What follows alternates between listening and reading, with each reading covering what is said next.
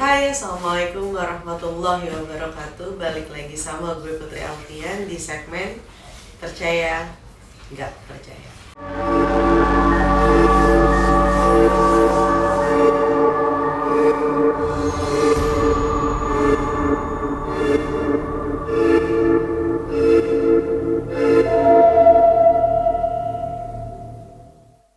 Oke, jadi di video kali ini gue mau ngebahas tentang cerita serem, cerita horor yang lagi ramai banget dimanapun. Yaitu gue mau bahas KKN di Desa Penari. Tapi kali ini gue mau ngebahas dua versi. Yaitu yang pertama versi dari cerita Simple Man. Yang kedua gue akan ngebahas sebenarnya apa sih yang gue lihat dari desa KKN ini secara penglihatan gue pribadi ya. Gue coba astral untuk melihat ada apa sih sebenarnya di desa KKN ini. Oke, yang pertama, gue jujur gue sebenarnya nggak ngikutin cerita KKN di Desa Penari ini kayak gimana. Gue juga belum nonton filmnya sampai saat ini. Cuma pas sebelum bikin podcast ini, gue coba cari tahu lebih dalam lagi bagaimana sih cerita dari KKN Desa Penari ini. Jadi pada akhir tahun 2009, akun Simple Man menceritakan cerita dari KKN di Desa Penari ini. Ceritanya yaitu ada mahasiswa dan mahasiswi dari sebuah universitas terdiri dari 6 orang. Gue agak lupa siapa aja namanya, gue ingat ada Widya, ada Ayu, ada Nur, ada Bima, ada Wahyu, ada Anton kalau nggak salah. Terus ada satu lagi Ilham, perannya sebagai kakak dari Ayu. Ada juga Pak Prabu dan Mbah Buyut kalau nggak salah. Pak Prabu ini adalah dari cerita itu seorang kepala desa di daerah tersebut. Nah dari ke-6 mahasiswa dan mahasiswi ini ada Nur yang dari cerita tersebut sih sensitif dan katanya dijaga sama sosok tak kasat mata. Nah, jadi pada saat itu si Ayu ngajak ke-5 temennya ini untuk KKN di sebuah desa yang kata Ayu itu masih sangat asri dan diantar oleh kakaknya yaitu Ilham. Pada saat perjalanan, Nur ini kayak udah gak enak perasaan banget. Saat perjalanan di hari pertama mau ngurus perizinan, Ayu dan teman-temannya bertemu dengan sosok pengemis laki-laki. Ketika Ayu nengok atau melihat si sosok pengemis ini seolah berkata untuk Ayu tidak melanjutkan perjalanan tersebut. Terus ketika sampai di sebuah desa, ternyata untuk masuk ke desa KKN ini tidak bisa dilalui oleh kendaraan bermobil. Akhirnya mereka harus terpaksa naik kendaraan bermotor, kalau nggak salah diantar sama warga desa ini deh sebelum sampai di desa KKN ini. Nah pada saat perjalanan ke sana, Nur melihat ada satu sosok wanita cantik seperti penari. Tapi ketika Nur kayak nengok lagi, mau make sure ada orang apa enggak, ternyata sosok itu hilang. Nah ketika sampai di rumah kepala desa yaitu Pak Prabu, Nur dan teman-temannya melihat ada satu batu yang besar banget ditutupin dengan kain hitam. Tapi di bawah dari si batu ini kayak sengaja dikasih sesajen gitu. Awalnya Pak Prabu sebagai kepala desa tidak mengizinkan ke-6 mahasiswa ini untuk melakukan KKN di sana dengan berbagai alasan. Tapi karena Ilham mengenal Pak Prabu ini, akhirnya Ilham mencoba negosiasi dan akhirnya Pak Prabu setuju untuk ke-6 mahasiswa ini bisa KKN di desanya. Setelah itu kembali lagi mereka ke rumah Ayu ya kalau nggak salah, terus berangkat lagi untuk benar-benar hari pertama PKN. Pada saat perjalanan lagi-lagi ketemu dengan satu pengemis, tapi kali ini perempuan dan mobil mereka katanya digebrak gitu. Ketika digebrak, supir ini marah dan mengemparkan uang ke pengemis itu. Terus Ayu nengok ke pengemis itu berkata lagi seolah-olah untuk tidak melanjutkan perjalanan ke sana, tapi Nur tidak punya kekuatan. Akhirnya tetap berjalan ke desa KKN ini, Desa Penari. Udah sampai di perjalanan, terus Nur melihat lagi ada satu sosok dibarengi dengan suara gamelan dan wangi melati yang sangat menyenangkan. Nur melihat bahwa sosok itu mengikuti mereka sambil menari seolah-olah mengikuti alunan dari lagu gamelan ini. Awalnya nggak ada apa-apa seperti biasa, tapi Nur emang nggak enak perasaan aja. Pokoknya setelah mereka melakukan KKN di sana, di akhir cerita dari film KKN di Desa Penari ini ada 2 orang, yaitu ada Ayu dan Bima yang melakukan hal yang seharusnya tidak dilakukan sehingga mengakibatkan kedua orang ini meninggal dunia.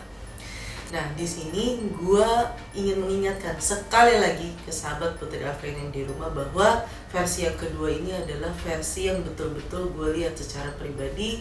Gue tidak mengambil cerita dari siapapun karena gue hanya mau mencoba melihat lebih dalam lagi dari kacamata gue tentang KKN di Desa Penari ini. Jadi kalau dari kacamata gue, dari penglihatan gue tidak melihat ada 6 mahasiswa, tapi gue melihat 8 orang. Tapi gue coba lihat lagi lebih dalam lagi, 8 orang ini kalau dari penglihatan gue adalah bukan mahasiswa. Jadi 8 orang ini seolah mendengar sebuah cerita ada desa di daerah Jawa Timur. Bukan desa, lebih tepatnya hutan yang katanya tidak boleh dijamak oleh manusia karena berbahaya. Di sini sebelum gue lanjutin, gue juga mau menjelaskan ke teman-teman bahwa kita sebagai manusia dan sosok-sosok tak kasat mata mempunyai energi masing-masing.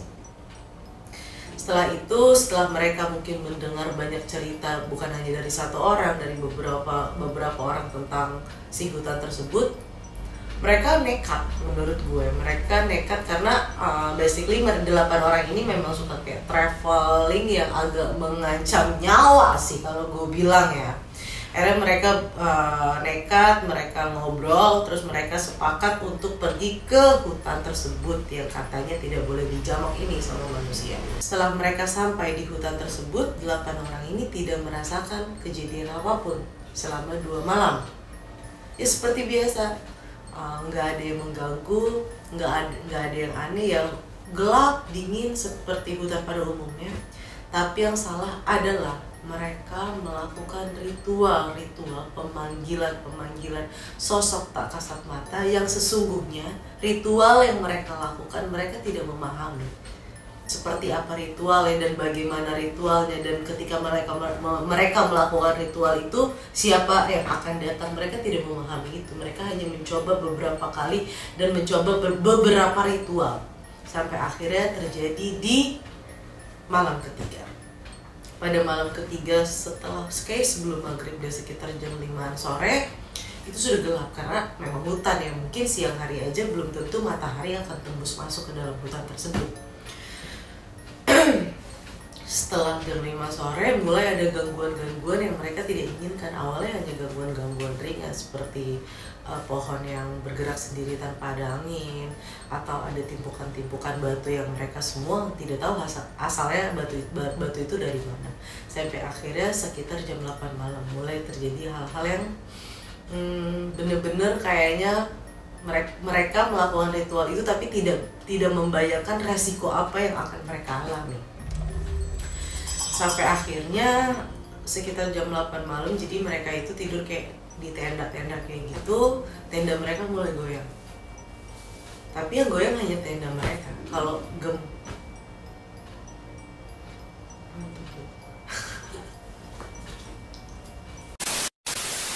pada saat jam 8 malam dimulai gangguan pertama, yaitu tenda mereka kalau nggak salah itu ada 3 atau 4 tenda mulai bergerak hebat. Tapi ketika mereka di luar, tenda itu nggak bergerak sama sekali. Tapi ketika mereka masing-masing masuk ke dalam tenda, tendanya mulai bergerak dengan kuat. Nah, yang tadi gue bilang bahwa kita dan sosok-sosok tak kasat matanya sama-sama mempunyai energi lain. Mungkin kalau gue jelaskan di saat ini agak-agak nggak masuk ke akal sehat sahabat Putri Afrian yang di rumah. Karena populasi manusia saat ini semakin banyak, secara otomatis energi manusia lebih tinggi saat ini daripada sosok-sosok tersebut. Maka dari itu sosok-sosok tersebut tidak bisa menampakkan dirinya atau melakukan hal apapun, karena secara otomatis energi dari sosok-sosok tak kasat mata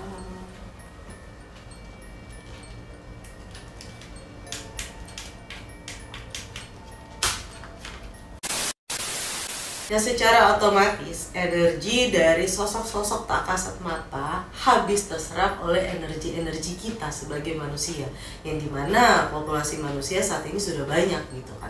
Tapi pada saat mereka berada di hutan belantara, hanya ada 8 energi manusia dan dikepung dengan energi yang kuat dari sosok-sosok tak kasat mata, dan mulai ada rasa takut di dalam hati mereka. Secara otomatis energi dari 8 orang ini terserap habis dengan energi sosok-sosok tak kasat mata.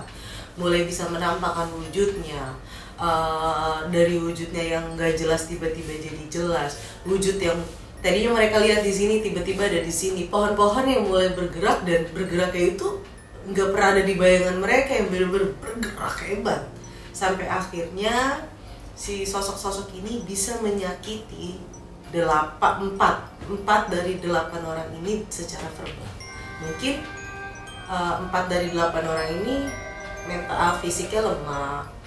Pada saat sudah terjadi seperti itu, rasa takutnya tinggi, yang secara otomatis energinya semakin habis, semakin terserap oleh energi-energi dari sosok-sosok tak kasat mata, dan mulai bisa disakiti secara fisik oleh si sosok-sosok tak kasat mata ini.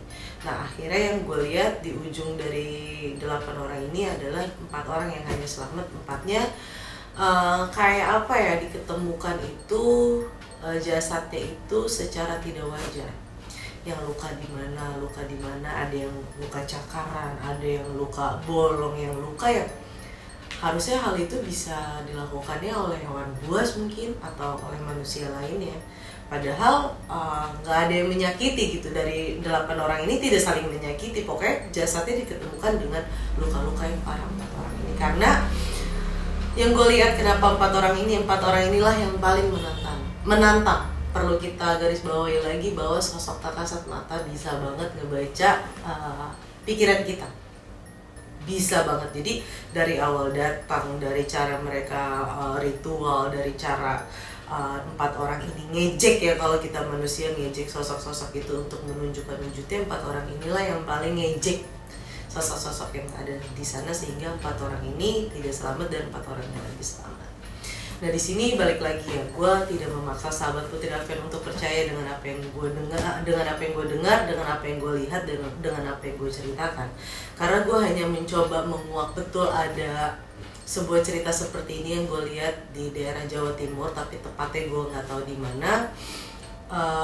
Gue mencoba berkali-kali untuk memastikan bahwa dari cerita Kakak Andi Desa Penari adalah si hutan ini sebenarnya yang diangkat ceritanya, tapi mungkin dikemas atau dibuat dengan cerita yang lebih menarik dan dibuat dengan cerita yang baru. Karena informasinya kejadiannya di tahun 2009, viralnya di tahun 2019 dari akun Simple Man ini, dari akun Twitter Simple Man ini, dan nama mahasiswa itu informasinya dari angkatan 2005-2006 gitu. Dan ini kayaknya mungkin Simple Man ini pernah mendengar cerita dari 8 orang ini dan dikemas aja lebih baik, diceritakan lebih menarik, sehingga menarik kita orang pada saat itu membacanya. Karena kalau nggak salah ada lebih dari 500 tweet yang dibagikan oleh akun Simple Man ini gitu. Dan saat ini sudah dijadikan film, walaupun sempat tertunda ya kemarin selama 2 tahun karena pandemi.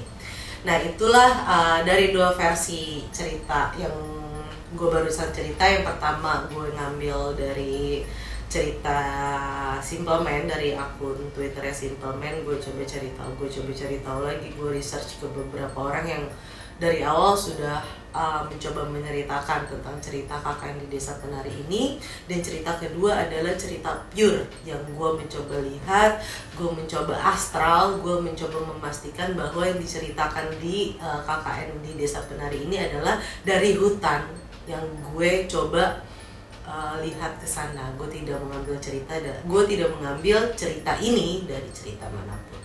Nah, untuk percaya atau enggak itu balik lagi ke teman-teman, karena kan sempet booming banget ya yang kesurupan. Terus yang gue lihat rata-rata pada saat nonton film KKN di Desa Penari ini, kesurupannya rata-rata nari segala macam. Dan nanti juga gue setelah podcast ini gue akan ngebahas tentang, jadi ada beberapa pertanyaan dari sahabat Putri Alfian yang ke gue, katanya benar nggak sih kalau kita nonton film horor itu sama aja kita membuka komunikasi dengan sosok-sosok tak kasat mata.